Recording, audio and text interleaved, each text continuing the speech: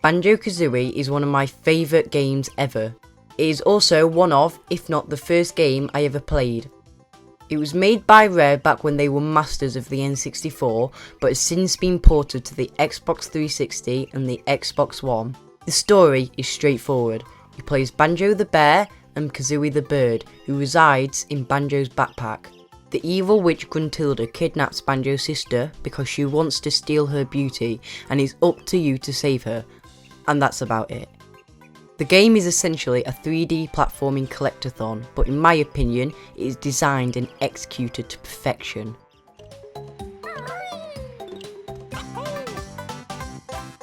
The gameplay is fantastic, and thanks to a constant variety of puzzles, themes, and clever, humorous characters, it never gets old.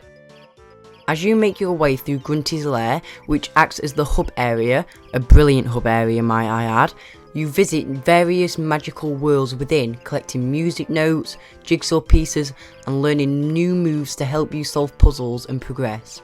Each world is very distinct with their own unique creative themes, and it's absolutely fascinating to explore every nook and cranny, never knowing if you will come across a charming character, a clever puzzle, or if it's just to take in the colourful, vibrant level design.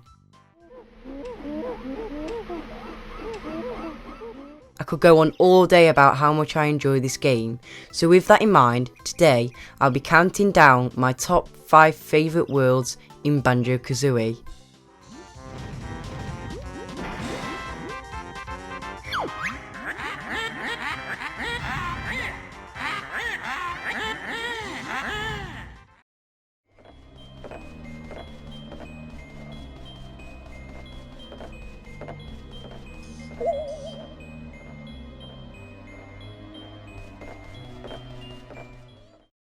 Number 5. Bubble Gloop Swamp.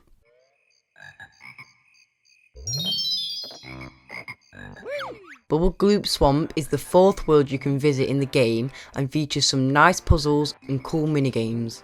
I love the aesthetic and the way it manages to feel like a dingy swamp whilst remaining so bright and colourful at the same time. The platforming in this world takes a different turn, as you cannot touch the swamp water without taking damage and have to stay on the platform unless using the new move of this level, the wellies. Some puzzles include having to use all your previously learnt attacks to break through a multi-layered egg to reach the jig inside, using the jump pads to scale a section of ever-rising platforms, feeding all the crocs throughout the level, and some tricky time trials where you race across thin platforms. A good little minigame also challenges your memory. Taking place inside a giant turtle, you have to memorise the order in which the turtle choir plays their notes, which, as crazy as it sounds, is really funny. This world is also the second time we see Mumbo Jumbo, the first time being in the opening world. Mumbo is a shaman who uses tokens you collect to transform you into various creatures to help you solve puzzles, but he only appears in 5 of the 9 worlds. In this world, he is at the end of a long maze, and he transforms you into one of my favourite transformations.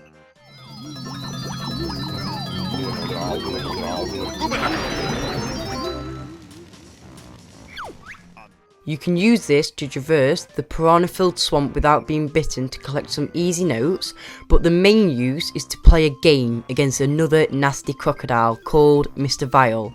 This also takes place inside a giant crocodile. I don't know, don't ask. This minigame is annoying as hell and Mr. Vile is a massive cheat, but it is definitely satisfying to beat him.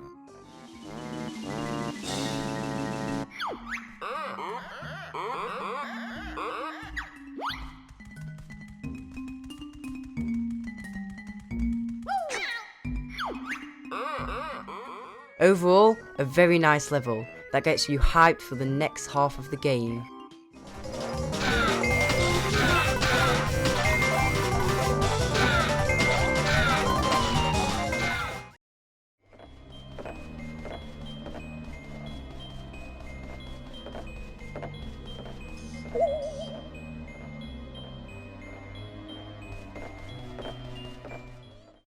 Number 4.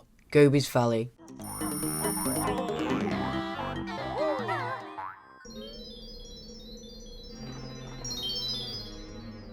Gobi's Valley is the 6th world in the game, and I think this is where the game puzzles get a little bit trickier. The world has an ancient Egyptian theme, which means lots of pyramids, statues and a giant sphinx, and even a desert oasis. The only downside is that the world is very yellow, although it does fit with the theme. Whilst not the most visually pleasing, I find the challenge that the world presents very enjoyable.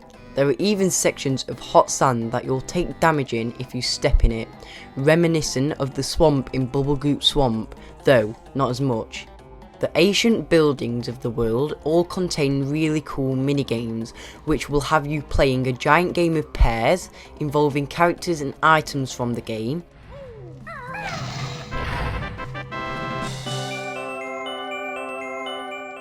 A tricky magic carpet platforming section, and swimming through a flooded pyramid that you have to be very fast to enter.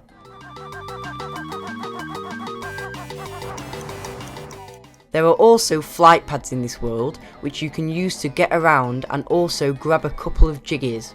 Another cool puzzle involves getting a giant pyramid to rise from the ground in the centre of the area, and then make your way through the maze inside to get to the tomb at the end.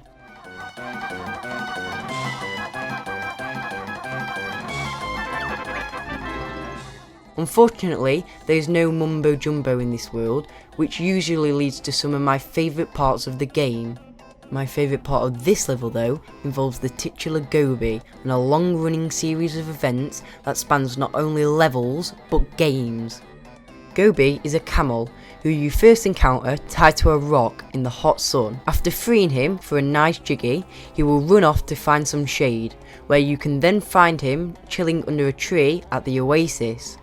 Banjo then cruelly needs to smash him in the back so he can give up some of his stored water to help hydrate trunk of the tree.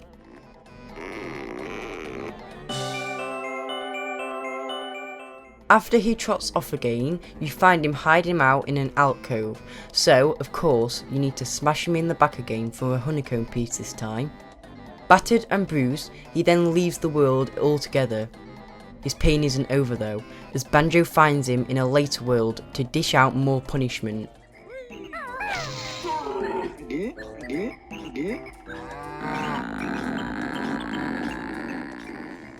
I was even pleasantly surprised to find out the lava world he says he was now going to actually had a payoff in the sequel to this game, Banjo-Tooie, as I find the Gobi encounters hilarious. Overall, a well constructed level that puts your skills to the test.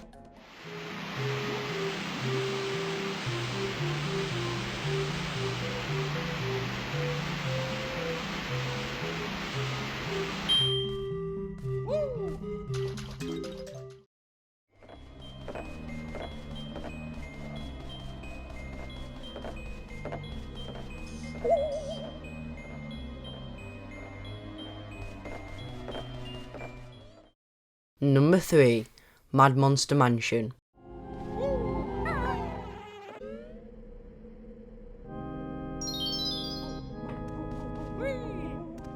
The world has a very Halloween vibe, complete with ghosts, skeletons, pumpkins, a dark atmosphere and creepy music. The main part of the world is the haunted mansion, but there is also a creepy garden maze, abandoned well, old church and a graveyard.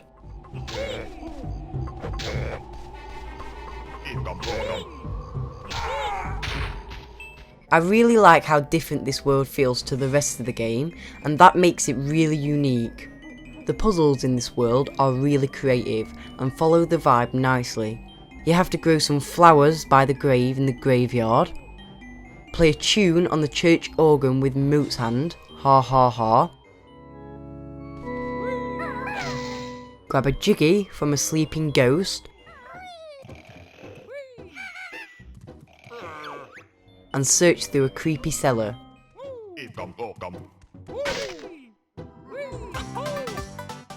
One thing that many of the Banjo-Kazooie Worlds feature is a really high vertical structure somewhere on the map, usually in the middle, that standing on top gives a great view of the entire world.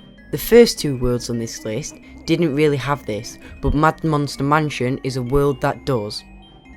While certainly not as tall as some of the other structures in the game, this church is definitely quite a climb to the top, gives you a great view, and as usual, nets you a jiggy for your trouble. My favourite Mumbo Jumbo is also back for this level, which always takes it up a notch. This time, he transforms you into a pumpkin. Maybe not the most obvious choice, but the pumpkin can fit into tiny places that Banjo can't, in the gutters and under the floorboards, but the best use is easily the funniest part of the whole world. It is meeting Logo the toilet and letting him flush you down into the sewers to retrieve a jiggy. Lovely.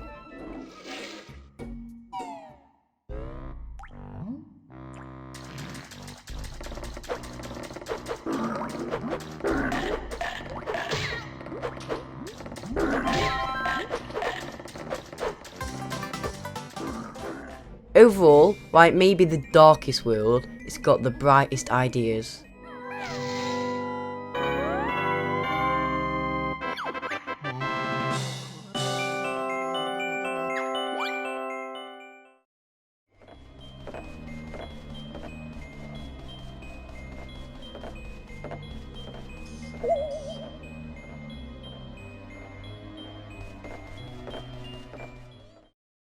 Number 2, Freeze Peak.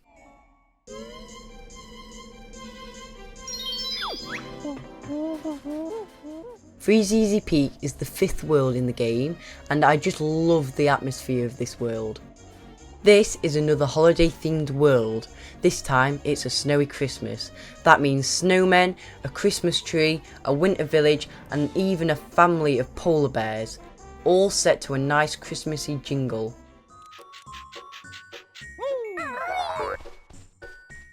But the main focus of this level is the absolute gigantic snowman in the middle of the world. I talked about the big church on Mad Monster Mansion, but that is nothing compared to this snowman. It's huge.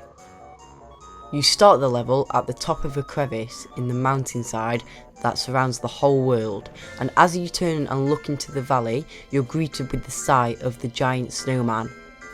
I remember the first time I saw this, I was blown away. I couldn't wait to get down and start exploring, and once you get next to it, you realise just how big it is.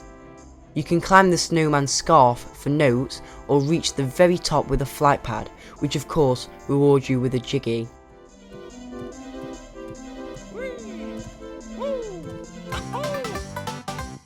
The rest of this world is built around the snowman, with annoying smaller snowmen constantly throwing snowballs at you and laughing. I hate them. And plenty of ice water that will damage you if you step in it. I see a pattern here. I love the puzzles in this world too, that involve escorting Christmas lights to a Christmas tree without them being eaten by munchers.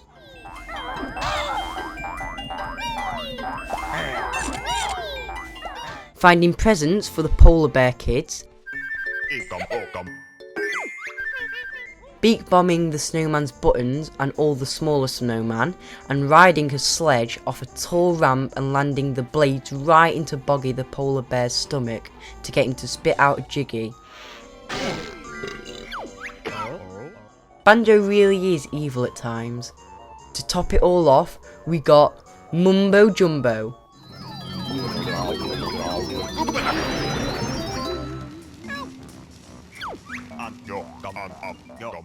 As well as allowing you to freely traverse the icy water, also allows you to befriend a large walrus, who, for some reason, does not like Banjo, and obtain a jiggy from him.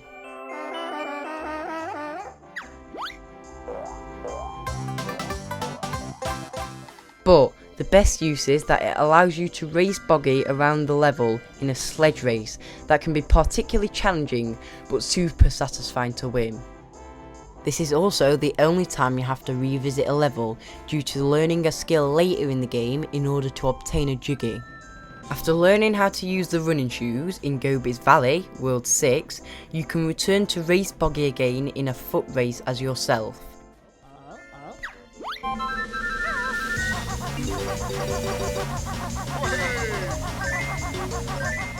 Overall, a fantastic winter wonderland in my number 2 spot.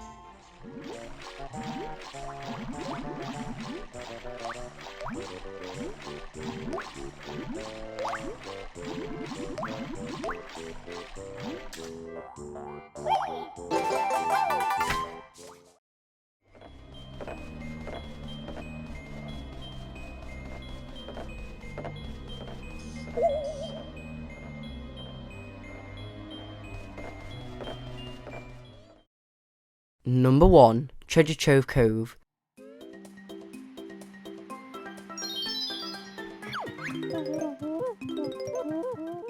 Treasure Trove Cove is the second world in the game and takes place on a desert island. To say this is only the second world in the game, it's absolutely huge. And upon entering the level, I was stunned at just how much there was to do and explore. Being a desert island means crabs, clams, treasure chests and a shark that hunts you down to Jaws style music if you venture into the sea.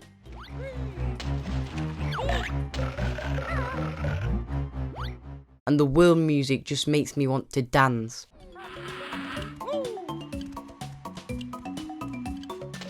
There is a huge mountain in the middle of the island and everything is built around that. Every inch of this world is crammed with stuff to do and see, from a beached pirate ship to caves and sandcastles and even a lighthouse. The lighthouse is at the top of the mountain and making it all the way up to the top nets you with a jiggy, of course, and a fantastic view, possibly the highest point in the game. To reach it, you can use the level's new moves, either the spring pads or the flight pads, and flying around the world is amazing. The puzzles include helping Captain Blubber retrieve his gold from the hull of his ship, flying around the island chasing a moving X marks the spot to find the buried treasure, reaching an alcove with a snapping treasure chest, no idea how it got up there, using the new spring pads to reach another alcove and defeating one giant crab and entering his cave-like shell after having an argument with Kazooie.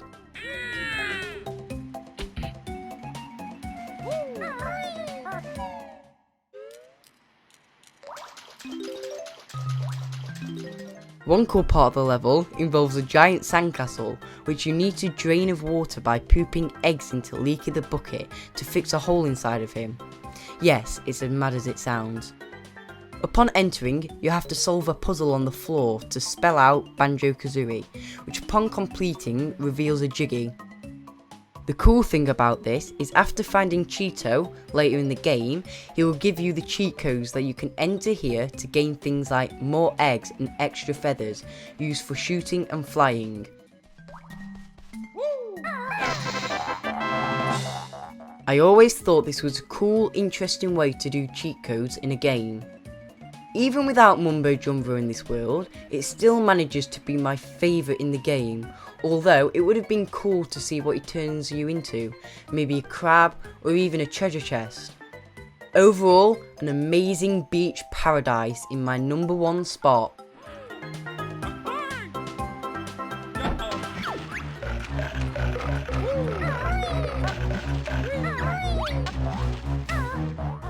So, there you have it. That was my top 5 favourite worlds in Banjo-Kazooie. I hope you enjoyed, and thanks for watching.